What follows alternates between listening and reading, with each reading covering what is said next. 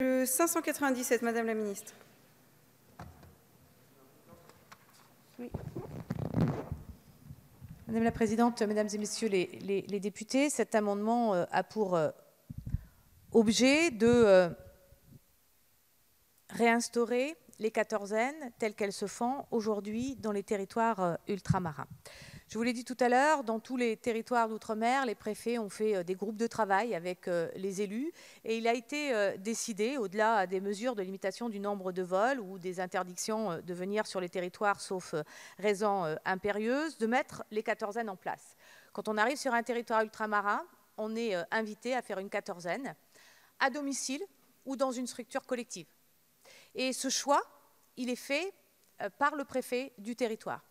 Alors pourquoi par le préfet du territoire? Tout simplement parce que nous avons des situations particulières et que tout le monde ne peut pas toujours présenter une capacité à être hébergé dans un lieu qui lui permet d'être isolé de sa famille ou d'un collectif plus large. Vous l'avez dit tout à l'heure, la question de la densité de population, la question de l'eau, qui n'est pas toujours présente dans tous les quartiers, a fait que les préfets apprécient effectivement les possibilités de quatorzaine sur place. Je crois qu'il faut leur laisser cette capacité d'adaptation. C'est ce que nous faisons depuis le début dans les territoires d'outre-mer, reconnaître la différenciation, adapter les mesures nationales. Eh bien, nous avions souhaité présenter, et nous avons présenté ce même amendement au Sénat, puisque le Sénat a changé le texte. Cet amendement n'a pas été voté au Sénat. Nous venons aujourd'hui vous demander effectivement de le soutenir, de le voter. Il est important qu'on puisse fonctionner comme ça. Et tout à l'heure, d'ailleurs, il y a des amendements de parlementaires de plusieurs bancs dans cet hémicycle qui ont repris d'ailleurs l'amendement du gouvernement qui était au Sénat. Ce sont les mêmes amendements et qui vous disent bien que ces décisions, elles sont bien prises avec les élus des territoires ultramarins. Il faut maintenir ces quatorzaines puisque nous n'avons pas terminé de lutter contre ce codif dans les territoires ultramarins, et sans doute penser dans un deuxième temps à une réouverture de nos territoires ultramarins, parce que oui, nous ne pouvons pas laisser les territoires ultramarins indéfiniment fermés. Oui, effectivement, il y aura des conséquences économiques, sociales, bien sûr, également, si on devait effectivement continuer ces quatorzaines au-delà d'une date qui nous sera définie. Je pense honnêtement, en toute honnêteté, qu'on va aller jusqu'en juin. On va aller jusqu'en juin parce qu'on a besoin de cette protection maximale telle qu'elle est proposée aujourd'hui. Alors, avec un certain nombre de parlementaires, nous avons commencé bien sûr à travailler sur l'idée de dire quelle est l'autre doctrine qu'on pourrait mettre en place pour remplacer les quatorzaines. Mais ça, ce sera de l'après-mois de juin. Honnêtement, aujourd'hui, l'objectif est bien, avec Olivier Servat, Max Mathiassin, Justine Bénin, Stéphane Clairaut, Ramlati Ali, de construire cette autre proposition qui viendra remplacer les quatorzaines. Voilà, je vous demande de voter cet amendement, bien sûr cet amendement du gouvernement, mais celui qui viendra après et qui porte le même message. Merci Madame la Ministre. Le 157 est défendu. Le 282 est défendu. Madame la rapporteure.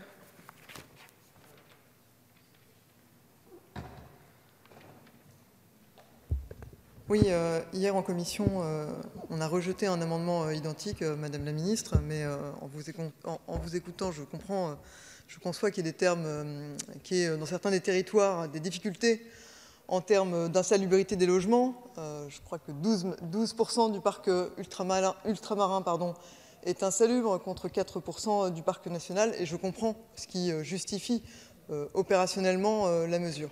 Donc au titre de la commission, l'avis était défavorable. Moi, je suis sur un avis favorable à titre personnel. Paul Angevin. Effectivement, je comprends bien la position d'Erika Barrette, disant la Réunion a déjà d'autres problèmes. Finalement, d'ailleurs, ce n'est pas le problème principal dans l'espèce, n'est pas le Covid, mais c'est plutôt la dengue. Donc, elle dit il y a d'autres problèmes, par conséquent, il faut éviter que les gens rentrent. Mais ce que dit aussi Erika, elle dit on pourrait le faire si on teste. Or, jusqu'à présent, la difficulté, c'est que le ministre de la Santé nous a dit que pour lui, le test n'était pas une garantie suffisante. Aujourd'hui, le président de la République, le Premier ministre l'a dit, moi j'en suis persuadée, et 90% des élus d'outre-mer le sont. Hein. sinon je n'aurais pas porté cet amendement sans leur accord et sans travailler avec eux, sont pour que cette quatorzaine persiste tant que nous n'avons pas une autre solution à proposer pour protéger ces territoires.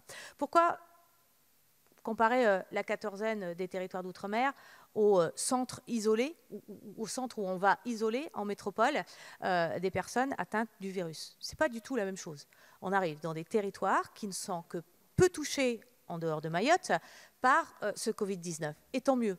Ça veut dire que quelque part, le confinement rapide, le fait que les ultramarins se sont protégés tout de suite, que ces quatorzaines ont été mises en place, qu'elles ont été extrêmement strictes à domicile ou dans des structures collectives, toujours décidées par les préfets, en concertation avec les familles, en se rendant sur place pour voir quel est le type de logement qui était proposé par nos compatriotes qui arrivaient sur les territoires d'ultramarins, est quelque chose qui marche.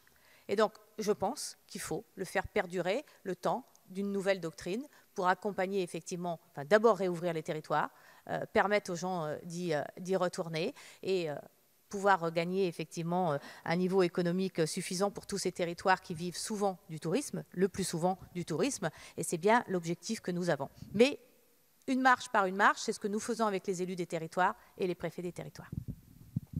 Merci Madame la Ministre. Donc je mets aux voix cet amendement ayant reçu un avis défavorable de la Commission et un avis favorable du Gouvernement. Qui est pour?